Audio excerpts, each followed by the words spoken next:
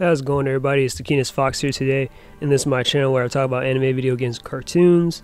And if you probably looked at the title of the video, you already know I'm talking about Sonic the Hedgehog. But actually, this time around, I'm going to be talking. This video is going to be about me breaking down the Freedom Fighters. So if you notice on my channel that I usually do talk about Archie comics and stuff, and I usually do these tribute videos, or I've done some tribute videos on characters like Nicole and Antoine and stuff, but yeah, and Sally as well. But I'm thinking about like just at least like making this video where it's going to be a compilation of videos that I've made and just put into one and stuff of me just breaking down the Freedom Fighters. So I'm not gonna, not the Freedom Fighters like Sonic or Tails or Amy or whatever, or well, technically Knuckles. Like I'm not really sure if Knuckles counts as a Freedom Fighter or not, but yeah, I'm not going to include them. It's mostly going to be the original, like, just Sadium, original Dick characters or whatever that I'm going to talk about here. So, like, Sally, Antoine, Rotor, and Bunny Rabbit, and a few extras, which you'll see later in the video. That'll be a little bit of a surprise for you. But anyways, yeah, so I'm going to break down each character. It's going to be a tribute and stuff to all of them and whatnot, and to Sadium and Archie. I'm going to pull for those main sources and stuff mostly. So yeah, what else is there that I want to talk about? But yeah, so just consider this just me trying to get this stuff out of the way so I can just talk more about IDW and stuff, because I love IDW and I kind of think it's a lot more well structured compared to Archie and stuff. Like, it knows what it wants to be. It's, everything. So I'll talk about IDW some other day, but sometime soon though, at least, hopefully. But right now, I just want to just get my thoughts out there on the Freedom Fighters. So yeah, we'll begin. Alright, starting with the obvious one, I'm starting with Sally Acorn, the co-leader of the Freedom Fighters and the Princess of the Acorn Kingdom. So I mean, come on, like, this is an obvious one. I'm starting with Sally here, and I'm going to work my way up a little bit. But yeah, so I mean, what do I think of Sally? I mean, I think she's one of the best female Sonic heroes out there, and one of the best love interests for Sonic and stuff. Personally myself, you already know, if you watch my channel, you watch my videos, and you've seen my most popular video, you know I'm a Son Amy fan for sure. I'm no fan brat or whatever, but I am definitely a Son Amy fan. But second to that, I would probably ship Sonic with Blaze. Just thinking, yeah, I'm like, yeah, I mean, I would ship Sonic with Blaze, but personally, I'm all for Sonic and Amy together. And then third, I'll probably ship Sonic and Sally together. But they do make a really cute couple and stuff. I mean, I guess one of the flaws with their relationship is that they argue a whole lot. And some people will say that, like, Sonic's a little bit out of character, which, well, depends, I mean, on which version. Because I feel like, yeah, during, like, different, yeah, but I can see why. I can definitely see why. But I think she's a bit over-glorified, in my opinion, like Sally. Like, she's overrated and underrated. And it's weird, like, because I feel like, yeah, she definitely has her fans for sure. People who like who praise or worship the ground Sally stands on way too much. I think that's why I'm saying over glorified. But then also, like, she's underrated because, like, Sally's not really in a whole lot of like media stuff with like Sonic, outside, like, just the cartoons and the comics and stuff. But other than that, yeah, Sally's not a part of the games. If you're like, just, if you're just new to Sonic, I don't expect you to know who Sally is right off the bat unless you watch the old cartoons back in the day, etc. But yeah, but I still think Sally is one of the most iconic characters nonetheless.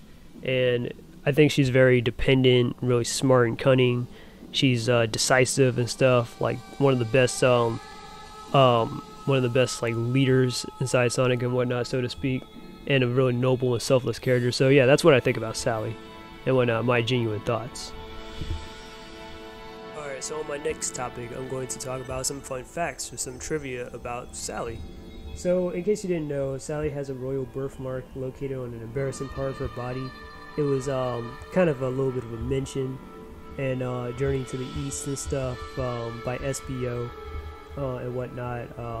So yeah, go check out that story arc, Journey to the East.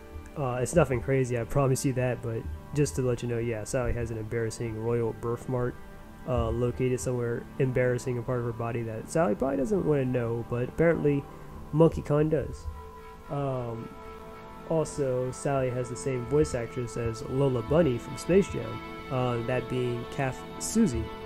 So yeah, so Lola and Sally have the same voice actress, so that's pretty cool. Another fun fact is that Sally isn't a great cook, but usually prepares a healthy meal which consists of nuts and salad and stuff. If you notice from the post-Genesis wave, Sally's kind of not a good cook at all, but she knows how to prepare a meal that it consists of like nuts and salad and stuff, because Sally likes to eat healthy, which is good and encourageable.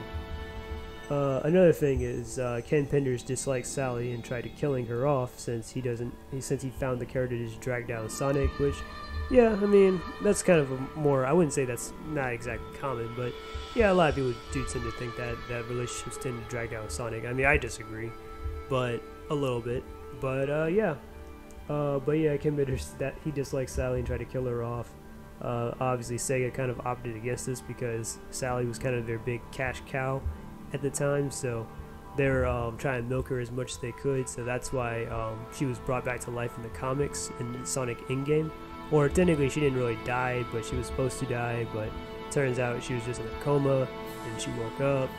And there was this cool shot of Sonic and Sally kissing, so that was in Sonic in-game.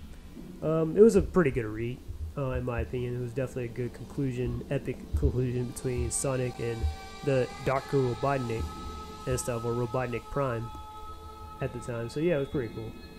Another fun fact is Ian Flynn and Aaliyah Baker established Sally and Nicole to be in a relationship or to have feelings for each other. So yeah, it's something, a little slide that they were doing under the table, but they were like, wow, I can't believe we got away with that. But it is what you take it for, I guess. One of those things. If you can infer, like, if you think Sally's not, then she's not, and if you think she is bisexual, then she is. But yeah, as you already know, I've mentioned this or covered this topic in another video. Another fun fact is that Sally is actually based off the squirrel character from that Sonic saves, named Ricky and stuff. So you know the squirrel character that appears inside like Sonic in the classic Sonic, like Sonic 1. That squirrel name is Ricky, and apparently that's what inspired Sally's character design and stuff.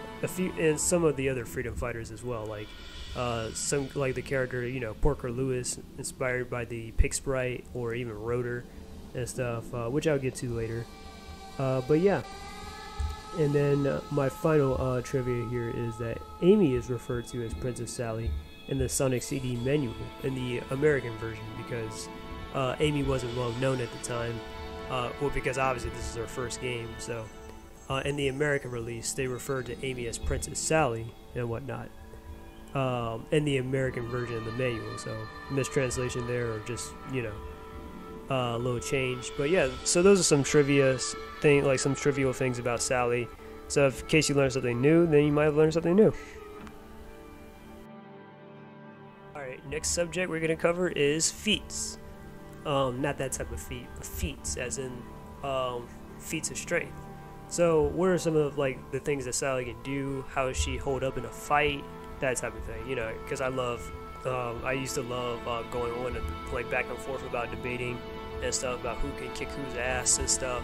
So here are some of Sally's feats, not all of them, I'm not going to cover all of them, just some of them that just came to mind, or I think are like very notable feats. So one instance, Sally actually kicked Knack the Weasel in the balls and whatnot when he was trying to hold her hostage. So that's a feat right there, because Knack is a trained mercenary, and he's gone up against guys like Sonic and Knuckles and stuff. I mean, obviously he would get wrecked by them, but you know, his sniping skills are really, you know, on point. So yeah, so Knack the Weasel. Another feat is Sally's led the Freedom Fighters, obviously, in the new Mobotropolis against Interjack and various other threats and stuff. I mean, I know it's not much of a physical type of feat, but definitely like a headstrong one and a morale, I guess, kind of one. Or, Sally's, you know, able to take charge and whatnot and command a bunch of people and whatnot during a fight, or, you know, just, yeah. Sally survived an implosion from the World Roboticizer, which probably would have killed her, according to Nicole and Dr. Eggman and stuff, who had believed that she had died, but apparently all it did was just transform her into Mecha Sally. So I mean, I know it might seem like a well, okay, well, it turned her into Mega Sally, but no, it was really supposed to kill her. But the fact that she survived, only to get off being turned into Mecha Sally, that's a really impressive feat. There was another feat that I'm going to mention from another series. It's from Teenage Mutant Ninja Turtles. In an alternate story, in an alternate universe, basically Leonardo was believed to have been destroyed when he was hit by this mutagen bomb, which kind of like mutated in the entire population of the Earth and stuff, basically. And basically, like Leonardo like was like in the middle of it and stuff, and that's at least like maybe a country level feat or something. And his brothers had theorized, even Donatello, who's like the smartest of his brothers, who like has like an IQ of 600, thought that Leonardo was dead. But nope. But I'll talk about that for another video. This video, obviously, like I said, Sally survived the world roboticizer. On to my fourth feat, I would say that Sally's held her own against Metal Sonic. I mean, I know Sally cannot obviously take on Metal Sonic in a fight one-on-one, because Metal Sonic is, you know, on the same level as Sonic and stuff, and Sally doesn't exactly have like superhuman like powers and stuff, but she can at least hold her own, you know, kind of like Lady from Devil May Cry, how she doesn't have any like superhuman abilities, well, maybe stamina or whatever, but she can at least hold her own against guys like Dante or Trish and stuff, who are like practically demons. So yeah, Sally's also held her own against Phage, which is a type of virus and stuff, which is superior than Nicole in her base form. And you remember, if you checked out my Nicole video, Nicole is also pretty powerful herself, so there is that. Sally was able to knock down Joffrey St. John and stuff, and if you don't know who Joffrey is, one of my least favorite Sonic characters and stuff, but Joffrey is like the, he was a he was Secret Serviceman. Yeah, he was the Secret Serviceman of the Acorn Kingdom and stuff, loyal to the king and whatnot, that type of guy. And Sally was able to knock him down back in her miniseries. Another feat is that she tutored Tails in the Sad AM series on engineering and stuff. So the reason why that version of Tails is so smart is because Sally helped tutor him on how to like hack and stuff and how to invent, although I feel like that should have gone to Rotor, since Rotor is kind of the smart tech guy and whatnot, and he's older than Tails, but that's just my opinion.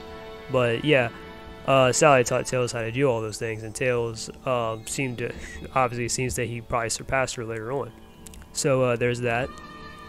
And then I'll say that Sally was able to stalemate Fiona the Fox, who's very agile and strong enough to keep up with, like, let's say with Tails and Amy. So yeah, so Sally definitely has her feats and stuff. So that's just the things that I can name up.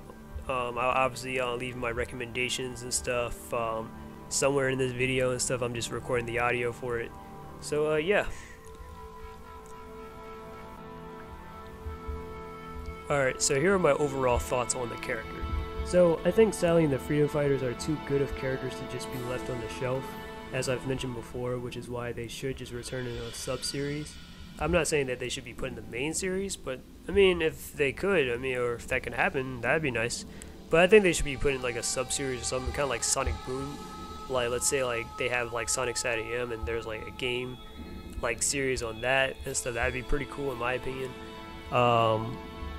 Or maybe they can return inside, like, I don't know, something like Sonic Prime, because, you know, Sonic Prime, that show's coming out, I believe, next year. Who knows, might have got postponed. I hope not, but I hope it comes out sometime soon, because I definitely want to see more Sonic stuff, you know, outside the comics and stuff, because the comics have got tier. But I would like to get a little variety and stuff, and play more games and stuff, you know, like I know Sonic Origins is coming, and what else is there? Sonic Rangers and stuff. I haven't really played Sonic Ultimate at all. I've never even bothered to get the game because, well, I'll talk about that in another video in itself. But yeah, but back on topic here. So I think, yeah, Sally and the Freedom Fighters should, like, Sega should find ways to like bringing them back in some way, or at least keeping them existent, you know, not like have them drift, you know, fade into obscurity like Mighty and Ray. Although Mighty and Ray didn't fade into obscurity. They were just left in the classic era. They came back in the comics and stuff for a while, and then you know, now they're in Mania, and people like love Mighty and Ray. They're like, oh snap, Mighty and Ray are back in Sonic Mania. Yeah, I think the Freedom Fighters should get that kind of treatment. But if not, I mean, if they're not included at all, I mean, you can probably fall back on some of the fan fiction or some of the awesome fan projects like Season 3. I think they did. I think they do some pretty good. Like they have some pretty good comics and stuff on the SatAM series, and they even got a like some type of like cartoon that they're trying to animate that's coming out. So I definitely like checking out their work. They do some pretty good stuff. So I definitely cannot wait to see how that turns out. I'm not a big fan of SatAM like that, but I mean, I definitely would love to see more of SatAM. That'd be pretty cool. But like I said, I'm more so into the other Sonic stuff, like Sonic X or the games. So that's just me. And then the Archie, not the Archie comics, but yeah, the Archie comics online. So there's a series and stuff, or a series of comics where, because a long time ago, like Fleetway actually had like a because Fleetway, the comics, Sonic Fleetway, there was the UK stuff. That comic series ended up ending and stuff. So later on, there was a fan comic and stuff where they were continuing for a while, and then that finished up. And now, since Archie kind of had a similar kind of thing, there's a fan comic series and stuff on the Archie comics, where they're trying to focus on like the pre-reboot and the reboot stuff. So that's pretty awesome. So yeah, definitely, like, if you want to get some variety, or if you want to, like, fall back on some of that stuff, or if you want to, like, or if you're a fan of all those things, definitely check out that stuff, because yeah, those are pretty fire. Alright, so this is going to be my final subject on Sally for the moment, and before I move on to the next character. And these are just reading and watching recommendations. So definitely check out stuff like, like just watch from like either SatAM or the Archie comics and stuff. So yeah. Alright, so first up, I had to say the best reading recommendation is Genesis Way. That's my number one. If you want to get into the Archie comics and stuff, or if you want to know about Sonic and Sally's characters and their relationship and whatnot, definitely read this comic. I think this is definitely one of the best comics inside the Archie comics and stuff. One of my first comics that I read from the Archie comics before I got, when I got into it around that time. I would definitely recommend number 225 and number 230 and stuff. That's the Genesis story arc and stuff. Basically, Dr. Eggman reboots the entire universe where it reflects Sonic 1 and 2 and stuff, and basically, just plays out those events. But yeah, and then Sally ends up sacrificing herself in the end to stop the world roboticizer. So there was that. My second suggestion would be the Doomsday Project, and that was the series finale of, well, Sonic SatAM. It was season 2, episode 13. Basically, Sonic tries to stop Eggman in an endgame type of way, once and for all, and basically Sonic and Sally work together by using the Power Stones and the Power Rings all together, so they can just stop Dr. Eggman and whatnot. So they basically just destroy his entire facility and his whole base and stuff, and drive him away. So Eggman's, he just left and he's gone. Snively is stepping up as the villain, and basically he's being guided by Nagas in the end to be the big bad of the originally planned season 3. So yeah, so Doomsday Project. My next suggestion would be from the SatAM cartoon as well, called Blast from the Past. It's season 2, episode 4 and 5, so it's a 2-part episode. Basically, that's the episode where Sonic and Sally go back in time, so they can pretty much change history by erasing Dr. Eggman, or stopping him ahead of time, so that he would have no more control and no more reign over the Earth like he does in their world. So yeah, so Sonic and Sally meet their younger selves. They meet some of their guardians, or their parental figures, or Sally, she sees her dad again, the King, or King Nigel. Sonic sees his Uncle Chuck, Sir Charles, as not roboticized and totally okay and all that stuff. So it's an emotional roller coaster for the most part. So definitely check that out. It's a really good one. Another comic or recommendation that I would recommend would be Spark of Life. I've recommended this one on my Salico video in case you're into Salico or if you want to know more about Nicole as a character and stuff, definitely check that one out, or Sally and Nicole's relationship as characters. Yeah, it's a really good one. So that one is Sonic Universe number 71 and number 74. My next comic book recommendation will be the Journey to the East story arc. It's basically from Sonic Universe as well. Issues number 13 and number 14. I mean, number 13 and 16, my bad. Where basically Sonic, Tails, Sally, and Monkey Khan all go on this adventure together to try and figure out, this is during the Iron Queen arc, and they're trying to figure out a way to stop her or whatnot. So I think they were trying to make allies or whatever. But it's been a while since I read the comics, so I can't really recall everything. But yeah, so definitely check that one out. I think Sally and Monkey Khan definitely had some good chemistry in there. So in case you're a Kanali fan, you'll love that. My other comic book recommendation would be Sonic the Hedgehog number 222.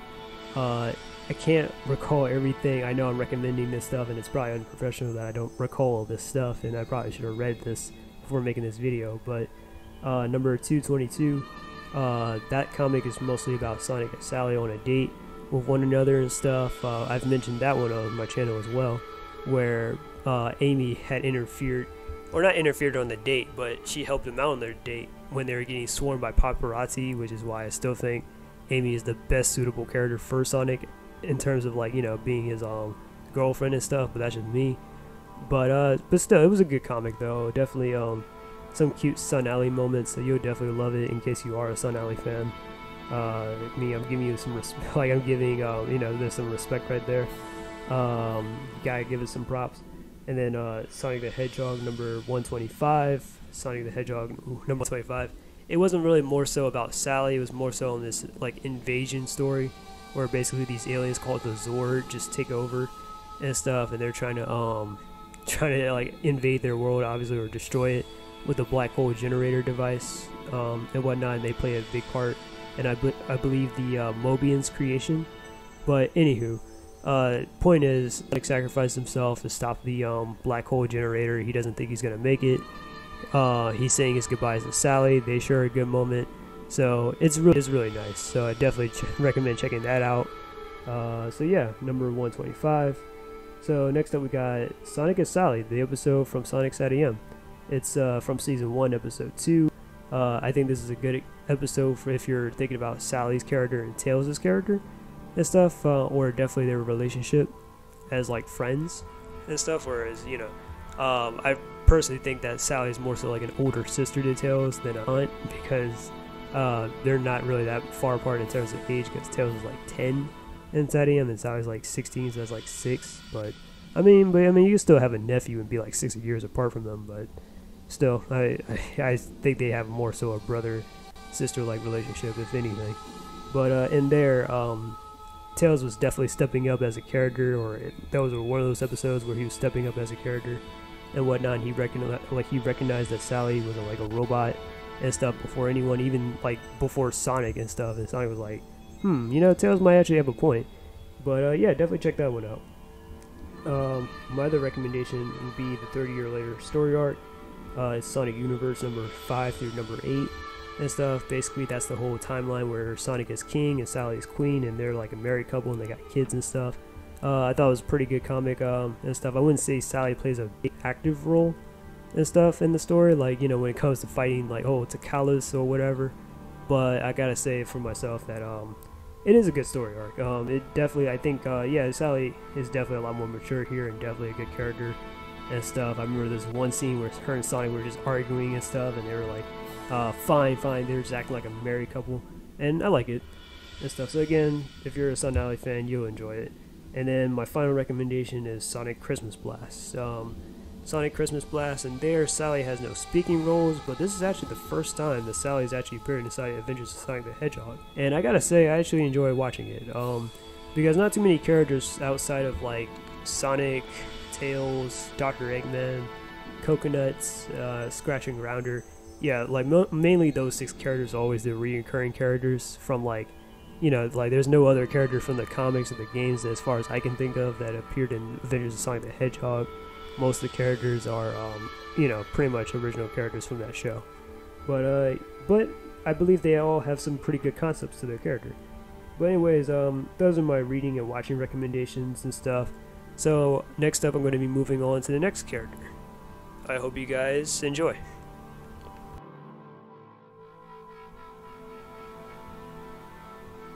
Alright, so the next freedom fighter that I'm about to cover is Rotor. So, a lot of fans think he's okay, some people think he's boring. I think he's actually just well balanced as a character. Like, he's not over the top or he's just not annoying. So, I'm actually kind of glad that I can finally get to just talk about Rotor, because I haven't talked about Rotor or Bunny and my opinions about them at all on this channel yet. Because I've talked about Antoine and I've talked about Sally and stuff, but now I can talk about Rotor and Bunny in this whole video. So that's gonna be cool. So some people also say he's just unnecessary when it, like, because you have Tails who can just fill his role. I think he can just continue to be a friend who can assist him and have something in common, like Chris or Chuck and whatnot, because Sonic is kind of a sci-fi-ish kind of series, so it makes sense for you to have like a lot of, like, I don't know, sciences or engineers like Wave, Chris, Chuck. Who else is a scientist in Sonic? Techno. Like plenty of characters you can have that are like, influence or just gearheads or something. And I feel like Rotor can just be one of those characters. What appeals to me about Rotor is his character and his design. And as a character, he may seem like another gearhead type, but what stands out to me is his drive to be more confident, like Sonic, and active, being a part of the Freedom Fighters. Which, yeah, I know that's pretty much just Tails right there, but still. But I do like Rotor's design, though, for the most part. I think he's kind of cool looking. In Season 1, he was like, he's the tallest of his friends and stuff. I liked his backwards hat and whatnot. Yeah, in Season 2 of SatM, it was kind of weird because Rotor looked a lot shorter, and you just, I don't know. I don't know why that was, because, I mean, even the pilot version of Rotor from Season 1 looked a lot more better than Rotor in Season 2, but that's just me. And then in the Archie comics, it's pretty much the same thing, but I still like it, though. I think he has some cool variations, like his little jacket and stuff and his glasses. What else about Rotor? But my favorite design of Rotor is from the rebooted timeline. I think actually Rotor has the best design out of his friends. Him and Antoine, I think, yeah, they have the best designs, the best redesigns, in my opinion. Where in the reboot version, Rotor's a lot more buffer, like he's a lot more muscular and stronger looking and stuff. I like his little goggles and stuff. I probably do miss the hat. I mean, now I'll talk about that in a second. But yeah, for the most part, that's what I think about Rotor as a character. Not a bad character at all. I guess, yeah, he could probably use a little bit more work, but yeah. So those are my thoughts. Alright, so my next subject that I'm about to cover is the trivia. Yeah, so just a little fun facts about Rotor, that's all. Not too much, but I mean, I thought of some. So stuff like Rotor's hat. His hat is actually a gift from his mom, which is actually pretty sentimental. Like Sally, Rotor's design was inspired by the non-Mobian Anthro Sonic character known as Rocky. It's I think a walrus-looking sprite and stuff. I'm not sure if Rocky was in Sonic 1 or not, but yeah, Rocky and stuff. I'll probably put up an image of what Rocky looks like, and you can probably be like, yeah, that guy looks like, or that Mobian looks like Rotor for sure, or definitely you can see the influence, like some of the other SatM characters. Ken Penders had plans of making Rotor in the sorry, I cannot speak. In the 25-year later story arc gay, or in a homosexual relationship with Cobra, one of his echidna characters and stuff. According to the Sonic Evolution of a Hero, Rotor's helped out with Tails' education in part in the Archie comics and stuff, which again, like I said, that would make a lot more sense than Sally teaching Tails about engineering and stuff if it's Rotor who's the one who helped mentor him and whatnot, since that's more of his forte. But whatever the case may be, Rotor's name in the earlier comics was once Boomer, but it was later explained to be just a nickname, because back in the old comics they used to call him Boomer and stuff, and then later on that was kind of an accident, I guess, because I think conceptually Rotor's name was supposed to be Boomer, but it was just revealed to just be a nickname or something. That was their excuse lined up, which is a pretty good one, or a pretty decent one. But yeah, it's just Rotor. But yeah, so that's pretty much the end of the trivia right there. Alright, so for our next category, we're going to the feats. Now, for the first feat we have is Rotor had stalemates at Silver, the Hedgehog. So, yeah, and Rotor did this by using his Iron Rotor outfit, or suit, and stuff. It's basically a suit made out of a bunch of nanites and stuff that Rotor uses whenever he's just doing just freedom fighter stuff nowadays, or not nowadays, but back in the old Archie comics and stuff, because Rotor had received a back injury when he was getting captured once by Dr. Eggman. It was that same comic where Eggman had defeated Sonic and stuff, and Sonic had that crazy face like, oh, limit. But yeah, that comic. But later on, Rotor, like I said, him and Nicole they made a suit together made of nanites called the Iron Rotor, or the Iron Walrus, I don't remember which, but basically it's a reference to Iron Man, and Rotor uses this when he's on Team Freedom. So yeah, and then Rotor's second feat, he formed Team Freedom. So if you don't know what Team Freedom is, I've talked about Team Fighter before in my Amy Rose Respect Thread video. In that video, basically I talked about Team Fighters and stuff a little bit, and how Sonic, Tails, and Amy came to form that team. Well, for Rotor, he actually formed Team Freedom around the time when Sally was roboticized and Antoine was injured and Bunny had kind of just disappeared. So basically it was a team of not only just Rotor, but Rotor, Cream, Cheese of course, who else? Heavy and Bomb, and I believe Big the Cat. So yeah, all those characters and stuff led by Rotor. So that's actually an impressive feat right there. It's not really much of a feat fighting wise, but it's definitely a leadership thing and morality thing, just like what I was saying about Sally earlier. Another feat that Rotor has on his belt is actually one of his inventions, known as the Party Hardy Quadra Sonic Rocket and Roller. Yeah, try saying that 5 times fast. Basically, it's a really big gun that can punch holes into other zones and stuff that Rotor had back in the old classic comics and stuff. But eventually, Rotor had kind of swore off weapons and stuff because it ended up like getting some of his friends injured and whatnot. So now he just creates inventions for the greater of humanity. So yeah, future Rotor reinvented Nicole. So that's actually a pretty good feat right there. Future Rotor from the 25-year later story arc back in the old pre-Genesis wave had created Nicole, and he basically sent her back in time to assist their friends into defeating Dr. Eggman someday, basically. And then the last feat I have is that he defeated Burn the Dino Rex. Basically, Burn the Dino Rex is a boss from Mega Man X, so definitely yeah, like a boss that can contend with X himself. Well, obviously he lost, so, but yeah, that's still a big feat right there. And the Worlds Unite crossover. So yeah, so that's pretty much the end of Rotor's feats right there. Now we're going to move on to some reading recommendations. Alright, so I'm going to try and keep this brief.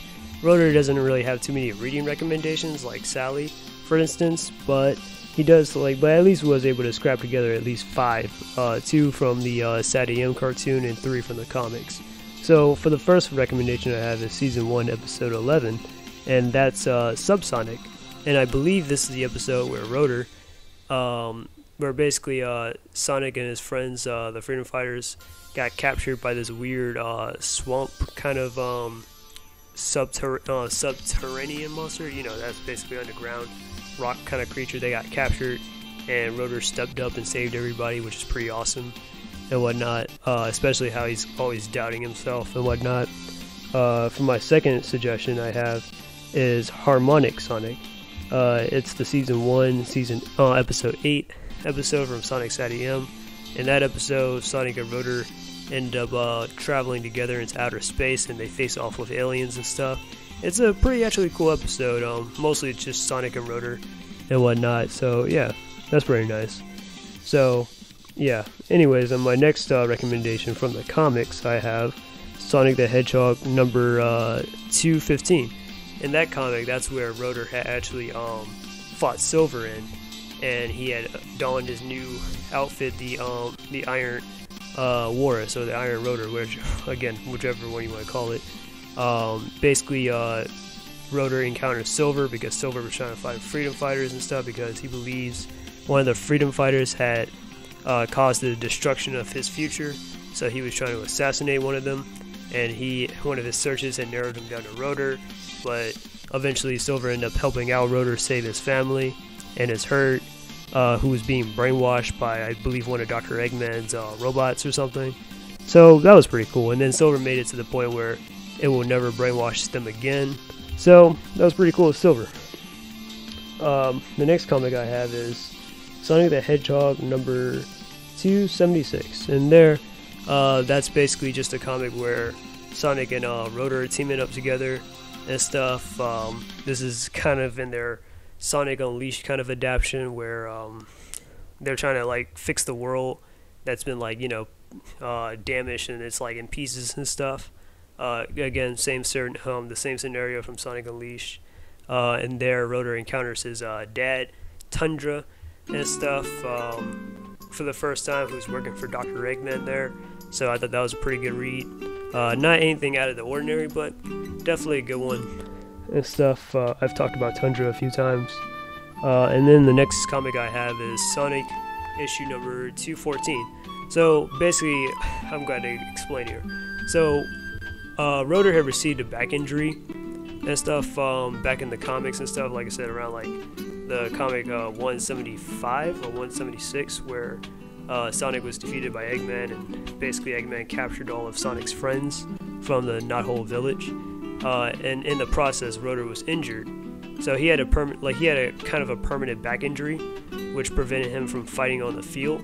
So Rotor kind of joined this council of Acorns, which is basically like, you know, he's a politician and whatnot now, and in there Rotor just thought, you know, he could probably be helpful on the side handling these types of affairs. But then when everybody's making decisions like, oh, let's make Nagas the king of the Acorn Kingdom, yeah, Rotor kind of had a problem there because he was outvoted.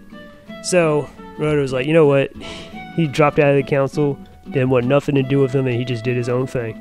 So yeah, definitely a good comic. I actually like Rotor in this as well. But yeah, so that's Rotor the Worst for you. But yeah, now we're going to move on to our next category. Alright, so here are my overall thoughts on Rotor. I would have to say that Rotor is one of the top 10 smartest Sonic characters in the entire series. I feel like, yeah, obviously he's beat out by Dr. Eggman and Tails, but he has to at least be somewhere around there. I have to say like top 10, be like, you know, Eggman, Tails, Rotor, Wave, I'm not, it's a little bit unorganized, but yeah, Wave, who else? Chris, Chuck, just those characters. But Rotor is a bit underdeveloped in Sadium. He doesn't really have too many episodes to shine, at least like 2 that I just named from the reading and writing recommendations. But in the comics, he does have a few good character arcs, like swearing off weapons and trying to find ways to help his friends despite his back injury. Whatever it is, I feel like Rotor does have a lot of writing potential to just be a side character for the most part. So anyways, that's the end of Rotor, or my discussion on Rotor. Now we're going to talk about the next freedom fighter.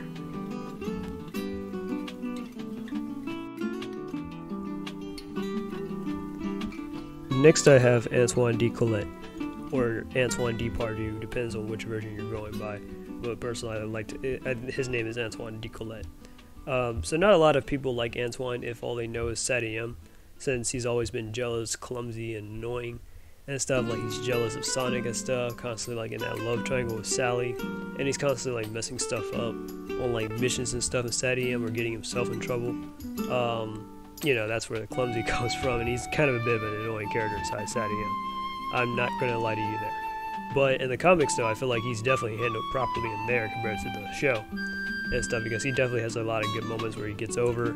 I think in the comics he definitely does go through some pretty good character development and stuff, where he's not just simple comic relief Like, he's not exactly the most serious character around, but it's definitely a page or a step up compared to what we got inside Sad AM. Not to shit on Sad AM, I'm just saying Antoine was not portrayed in the best of light in there, even though it's his first portrayal. But in the comics, yeah, I would suggest reading that if you want to get into Antoine's character more.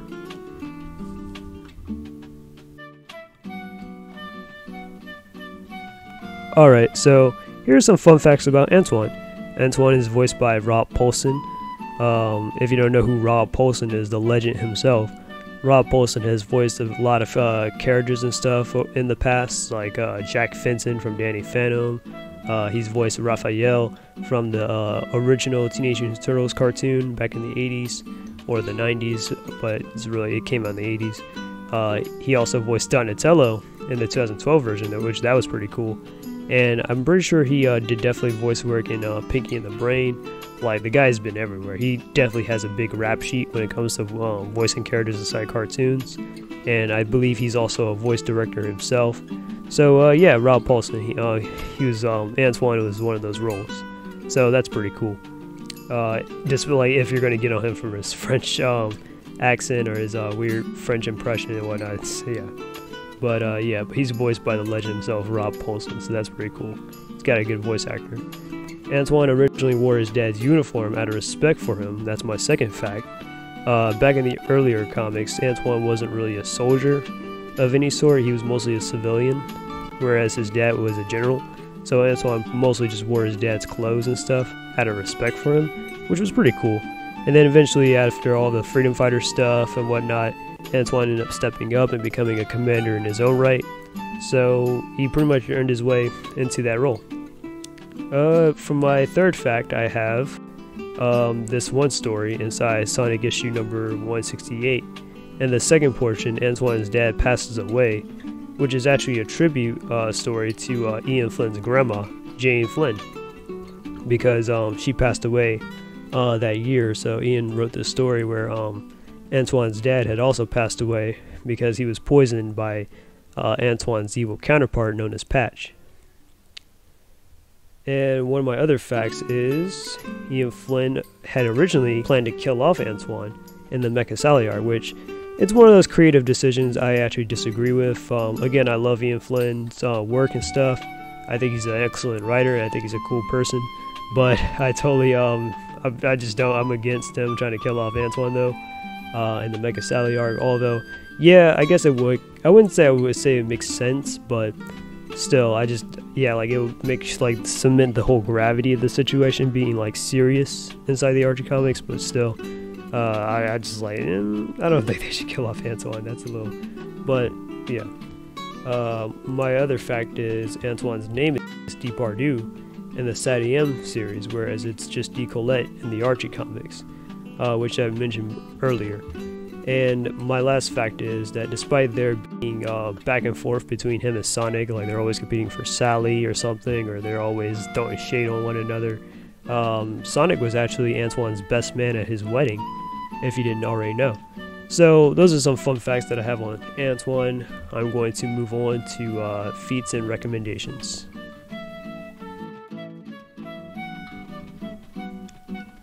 Alright, so here are some of Antoine's notable feats. The first being that he's on par with his evil counterpart, Patch, obviously. And as you know, Patch can keep up with Sonic in a fight. He can overpower Egg Legionnaires, Bat Ninjas, Bird Armada troops, and the Dark Gaia creatures and stuff. He saved Sally's brother Elias Acorn from Metal Sonic, which was the moment where Antoine was supposed to get killed off, or he was comatose. Because Eggman had self-destruct Metal Sonic and stuff to take out Antoine, which that was crazy in itself. He's held his own against Zero. So yeah, those are just a few feats right there of Antoine that I think is notable. So yeah.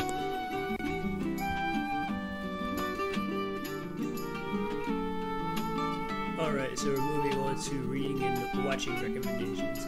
So obviously I'm going to tell you some of the comics that I would recommend watching for Antoine, and some episodes, obviously more comics than episodes itself, but let's get into it. So the first comic I gotta recommend is issue number 174. That is the wedding that Antoine and Bunny had. I think that's probably the biggest event that Antoine's ever been in and whatnot, for his character and whatnot. I can't really think of anything else, but maybe you could. But yeah, definitely his wedding with Bunny is probably the biggest highlight that he's ever had.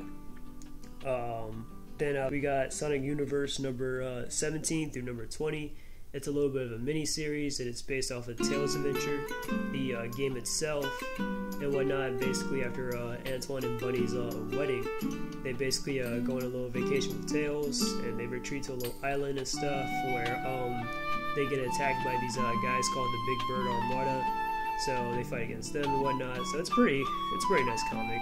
Mostly with Tails, Bunny, and Antoine and whatnot. So yeah, next recommendation is my next number 168. I've mentioned this earlier. The comic where Antoine's dad passes away and whatnot. And this is where Bunny and Antoine officially get back together because they were broken up for a while and then they got back together. So yeah, and then. The other recommendation I would recommend is Sonic the Hedgehog number, say, the second recommendation is Sonic the Hedgehog number 254. That's basically his reintroduction in the post-Genesis wave after the whole reboot and stuff, where Antoine's kind of sporting a new redesign and everything, and he's Chuck's bodyguard and whatnot, and he's fighting against some of the Gaia creatures, and it's pretty cool. Antoine looks like a badass, and I like it. Alright, so next up, this is the comic where Antoine was supposed to be, where Antoine was blown up and put into a coma, and he was supposed to die a hero's death and whatnot. Again, I totally opted against this. I'm not really all for killing off Antoine and making the story depressing, but yeah. But that's Sonic the Hedgehog number 234. And then my final recommendation is the episode Fed Up with Antoine. It is season 2, episode 6. In this episode, this is where Antoine, I guess he tries to be a little bit more reliable, so he starts learning martial arts and stuff. And then he gets captured by some cannibals who ends up worshiping him. Sorry, I cannot speak. Worshiping him as a king. And then, basically, they eat their king, so basically cannibalism. So, I actually kind of like this episode a little bit with Antoine, because there's a funny moment where Antoine's about to get eaten, and he's complaining of how they're cooking him because Antoine's a bit of a snot. He's like Chef Ramsay in the Sonic universe when it comes to cooking and stuff. He does not like when people make dishes and stuff and they're terrible and whatnot. He's really picky with that kind of thing. Even if it means that he's getting eaten alive, he doesn't care as long as as long as you're eating him in a good way, or at least where he will know he'll taste delicious, then that'll at least satisfy him. But for some reason, the fact that he was going to get eaten by cannibals didn't even, that was like the last thing on his mind. And then there was this one part where he actually did drop kick this one of their leaders and stuff, and it was actually pretty cool. So yeah, so at least Antoine had a moment in the Saturday M show for once, so that was pretty cool.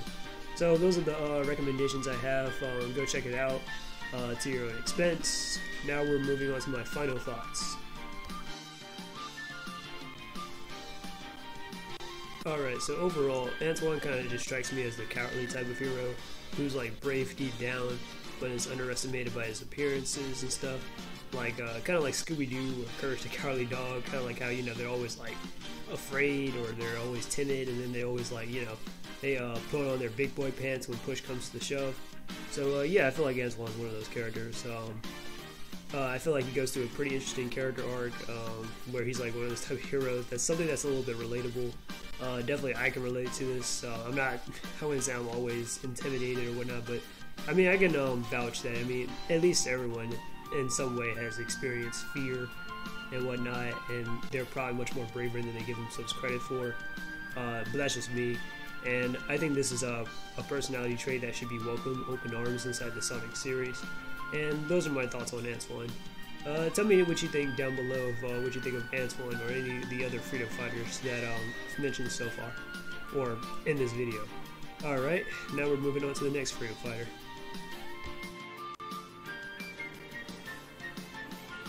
moving on to the next freedom fighter, I have Bunny Rabbit.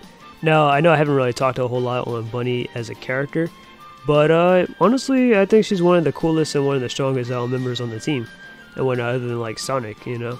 I definitely think her cybernetic left arm and her cybernetic legs and stuff, that definitely comes in handy and whatnot. And I think she goes through some pretty decent character arcs because of those things. Like there was one character arc, well, you know, the very character arc that we all know that like either cyborgs or machine type characters like RoboCop go through, is dealing with you know, being cyborgs or whatever. Like either they might face prejudice because of these parts, or they'll feel like, you know, they're losing their humanity, and Bunny's one of those characters. And then we get a character arc later around the end of the post-Genesis wave, where or not the post-Genesis, my bad, the pre-Genesis wave, where Bunny had lost her parts, lost those cyborg parts, and ended up becoming just normal again, which is pretty cool. But she was going through some stuff like feeling you know, helpless or unreliable because of it, because, you know, she depended too much on her cybernetic abilities versus her own skills and whatnot, where she just became doubtful of herself. So yeah, but a pretty cool character nonetheless. So we're going to talk about Bunny.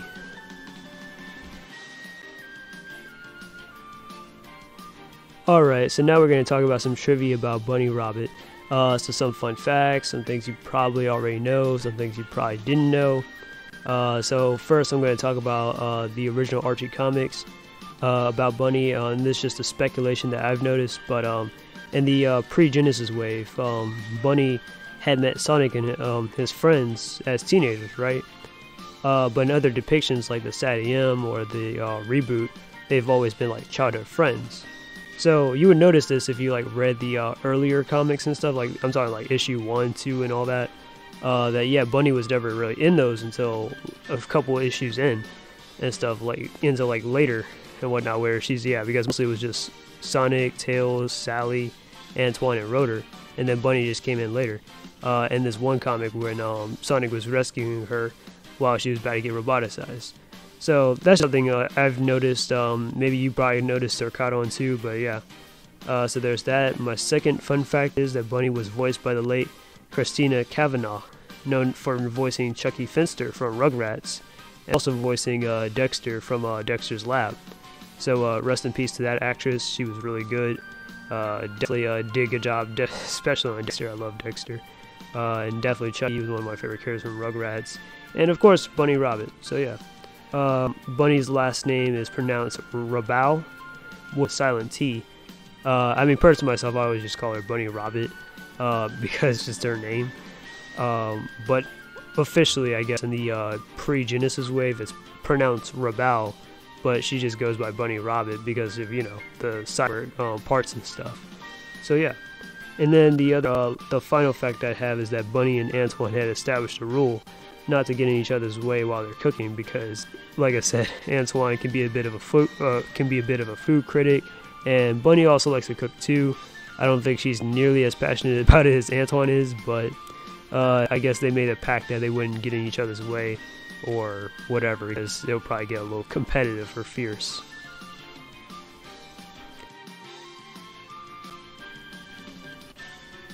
Alright, so moving on to Bunny's feats. Obviously, I have to say that Bunny can definitely keep up with Sonic in a fight. I mean, obviously, if I had to say, yeah, like, clearly Sonic is more powerful than Bunny, but compared to, like, her friends and stuff, like Rotor, Antoine, and Sally, yeah, I had to say, yeah, Bunny's definitely physically able to keep up with Sonic to an extent. She was able to stalemate Rouge the Bat in a fight, which was pretty impressive, because Rouge is very skilled and is rival to Knuckles. Another feat of hers is that Bunny is able to sink an entire battleship by herself, which is pretty impressive and really strong. So that should make her at least like maybe city level or so, or maybe multi-city block. She helped throw Sonic into outer space and stuff. I mean, obviously she had some help and stuff from like Tails and Knuckles and stuff, I believe, or yeah, but she was able to throw him into outer space, and I'll post a scan here. Another one of her feats is that she can block out various missiles and stuff with a large force field while standing still. So those are some of Bunny Rabbit's feats. Alright, so now we're on to the reading and watching recommendations for Bunny Rabbit. So I don't have any episodes to refer to for Bunny, but I definitely do have some reading recommendations for a character. So my first one will be Sonic the Hedgehog number 232. The entire comic isn't really too much about Bunny, but it's pretty much about but towards the end though, we have a scene where Bunny and Antoine are together, and they're talking about how like Bunny feels like she's a liability and whatnot, and she doesn't know if she can really help out her friends, and Antoine is like, that's ridiculous, and that she's definitely useful without her cybernetics and stuff. He was being a chat husband that he is to Bunny and whatnot, so we definitely have a cute scene with those two. So if you definitely like Bunny and Antoine as a couple, you'll probably like this comic, or at least this scene. So yeah. And then my next recommendation is Sonic the Hedgehog number 174. Just like what I talked about with Antoine, that's the comic where they get married and whatnot. It's definitely a big event for those two characters and whatnot. So yeah. And then Sonic the Hedgehog number 218, or number 217 and 218, is a comic where Bunny meets her uncle and stuff after a long time. And that basically he's working for Dr. Eggman and whatnot, and him and so he ends up convincing Bunny to like protect his base and stuff, because Eggman would come down hard on him if he doesn't. So Bunny and Sonic get into a little bit of a fight, but it's not anything like that's melodramatic or anything that's serious. It's just that they fight and try to find a way to resolve the situation by basically taking the blame, so Bunny's uncle can kind of get off. So it's definitely a nice comic for Bunny and whatnot, especially like if you want to know more about her family and her background and stuff. I guess those two comics will probably be it right there. My final recommendation is Sonic the Hedgehog number 23. So basically in this comic, it's just a, like, I think it's just a bit, but in this comic, Antoine is approached by Tails, who forgot his backpack and Robotropolis, and Antoine goes off by himself to go get it, and Tails ends up telling Bunny, and Bunny's like, oh yeah, Antoine left to go to Robotropolis, so she ends up dipping and follows Antoine, being a little guardian angel that she is. She helps him out through all the stuff that probably would have gotten him killed and whatnot, and he comes home safely to Knothole Village in peace. I almost said in pieces. In peace, with Tails' backpack, so that was pretty cool. And then Antoine kind of already knew Bunny was behind it and stuff, and so they have a little moment right there, which is probably one of the first hints that we get that Antoine and Bunny definitely have feelings for each other. So that's all I have to say on Bunny Rabbit as a character. Now we're moving on to the next freedom fighter.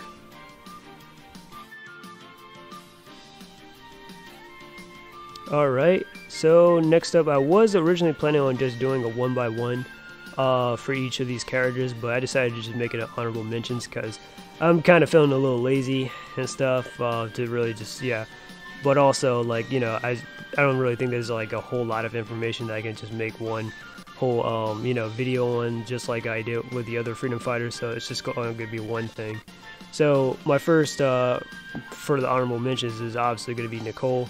I've already made a video on Nicole, so if you want to check that out, I'll put it somewhere towards the end of my video or whatever.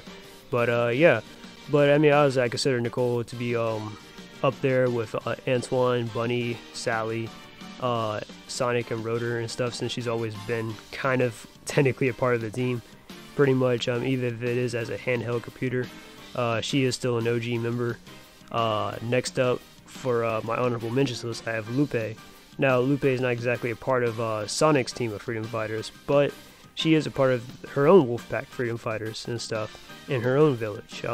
Basically, Lupe is very strong and hospitable as a leader and stuff. She's appeared throughout just about most of the cartoons. Well, not most of the cartoons, just in the Sadie M cartoon and the Archie comics in both the pre-Genesis wave and post-Genesis wave and whatnot. So I just thought that was worth mentioning. And whatnot. Again, she doesn't really have a whole lot of like focus, or she's not in too many comics or too many of the episodes, but she's definitely I guess like she's definitely a notable character nonetheless.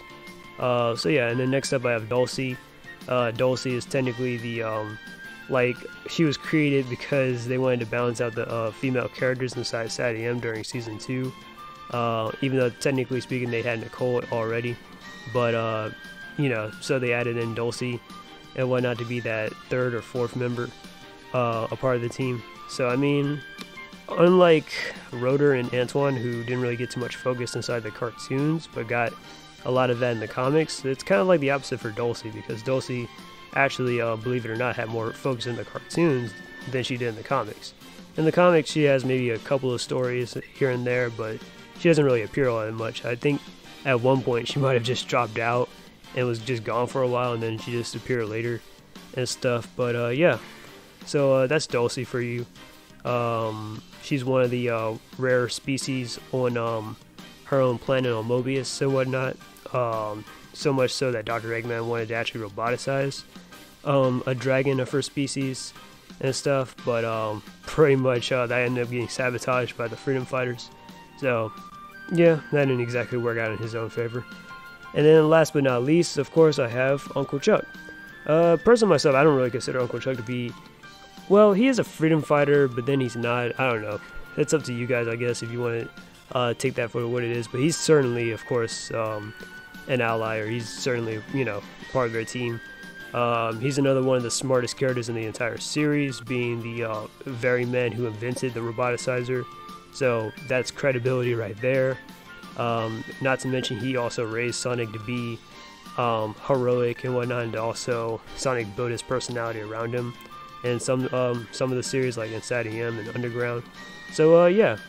So anyways, those are my honorable mentions and stuff. Pretty much Nicole, Lupe, Dulce, and Uncle Chuck. I hope you guys enjoyed the video and what I had to say and stuff. I'm finally glad I can just get all this Archie comic stuff talk out of the way, so I can probably talk about other stuff like maybe the games or IDW. But yeah, which I will be talking about sometime soon. But this is just something I just wanted to just, you know, like I said, just get out the way and whatnot. And apparently I did in a whole, at least, I don't know how long this chalks up to, but at least an hour or so long video. So I hope you guys enjoyed me at least, you know, reviewing or talking about this stuff, and maybe you might check out some of my recommendations that I'm referring to or referencing. But yeah, but that's it for this video. I hope you guys enjoy. Like, share, and subscribe. This is the Keenest Fox, and I am out. Peace. And until we meet again.